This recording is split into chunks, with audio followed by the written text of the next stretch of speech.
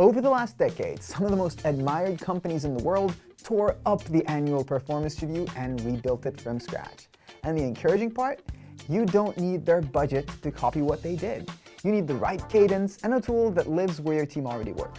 So today, let's take a look at 6 companies with genuinely strong performance management practices and pull out exactly what you can borrow from each one.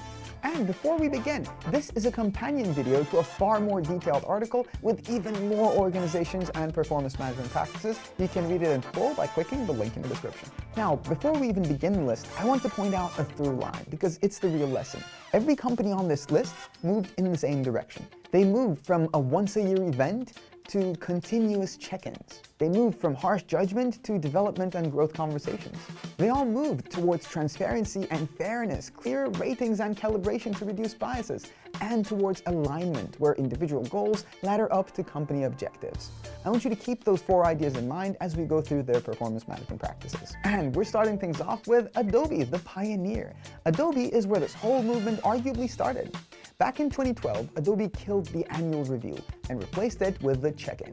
Frequent, informal conversations built around 3 things: expectations, ongoing feedback, and growth. The old system was quietly bleeding the company. Managers spend around 8 hours per employee on performance reviews, and voluntary attrition spiked every February, right after the ratings landed. The whole thing consumed roughly 80,000 manager hours a year for no real value. The check-in reversed that, and voluntary attrition dropped notably after it launched. So let's take a look at what you can borrow. This is the most fundamental move on this list. Replace the annual review itself with regular one-on-ones. You don't need Adobe's scale to do it. You need a recurring cadence and managers who actually show up to do it. Donna Morris, who drove the actual change in the organization, framed it as a question to their employees. What if there were no ratings and no rankings and no forms? Instead, what if you all knew what was expected of you and had the opportunity to grow your career? At number 2, we have Google and how they separated the goal from the grade.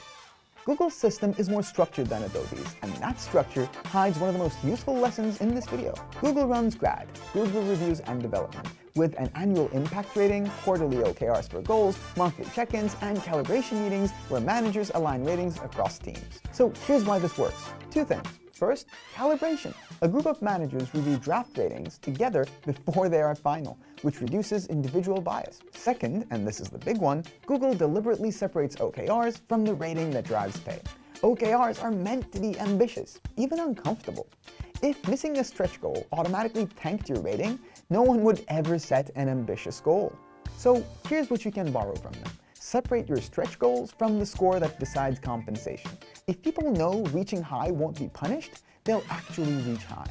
And you should also add a lightweight calibration step, so 2 managers don't rate the same performance completely differently.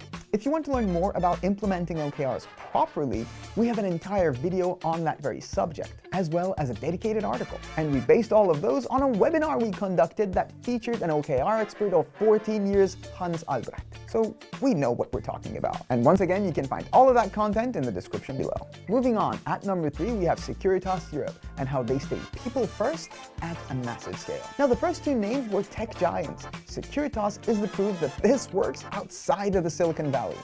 Securitas is a global security company with about 350,000 people worldwide and 120,000 people in Europe alone across 20 countries and 16 languages. That right there is the opposite of a nimble tech firm, and that's why their performance management practices are very instructive. As Securitas Europe transformed from a traditional security company into a modern, digitalized business, it moved its people processes onto Teamflect. Regular manager check-ins, a systematic performance review process with consistent feedback, and structured development programs all in one platform that lives right inside Microsoft Teams and Outlook.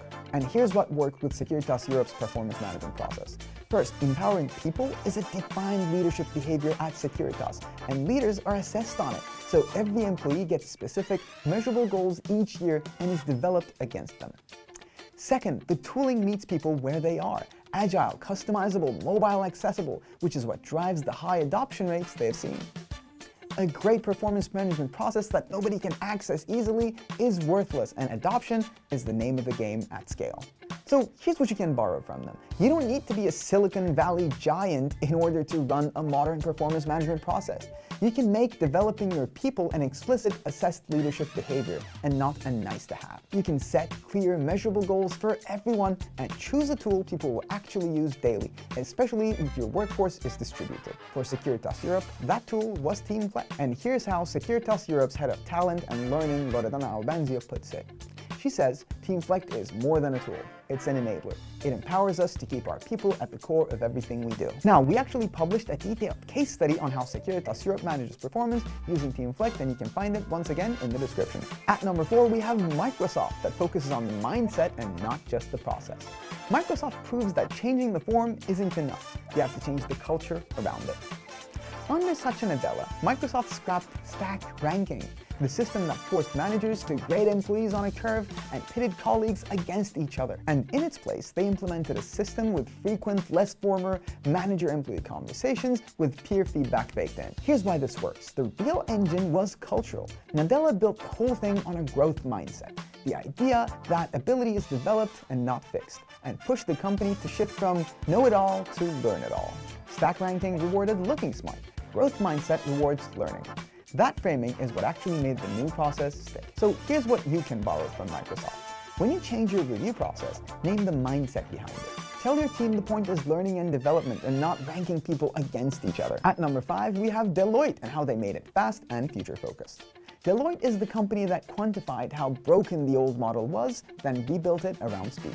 After finding it spent around 2 million hours a year on performance management, Deloitte replaced the annual review with performance snapshots. These were quick check-ins conducted after each project, or at least quarterly. Instead of rating the past, team leaders answer 4 forward-looking questions about each person, like whether they'd give this person the highest reward, always want them on their team, or see them ready for promotion today. So here's why this works. The questions ask what a leader would do about a person, not what they abstractly think of them.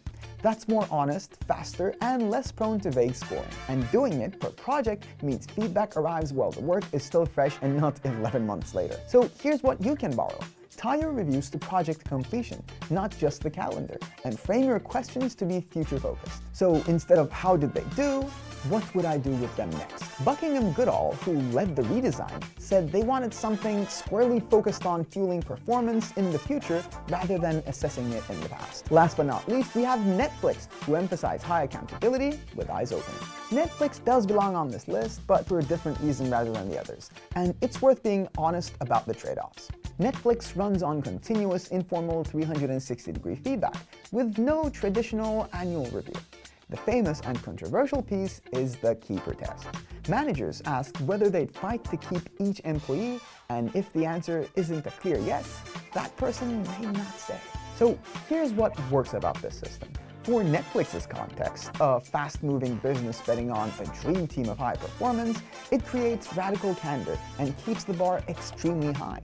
Feedback is constant and direct, and nobody's coasting on tenure. So what's the honest caveat? Well, you might have guessed it. This is a high-stakes, high-pressure model. Critics point out it can breed fear, and it's built for a specific culture and talent market.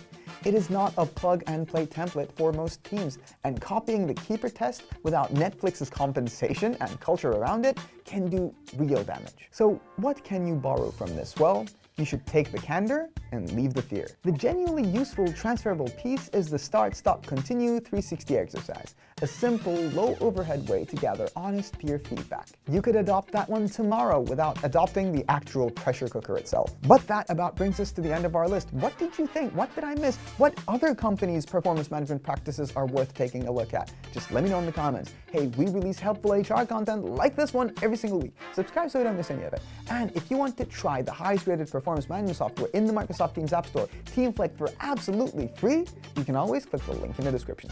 Bye-bye.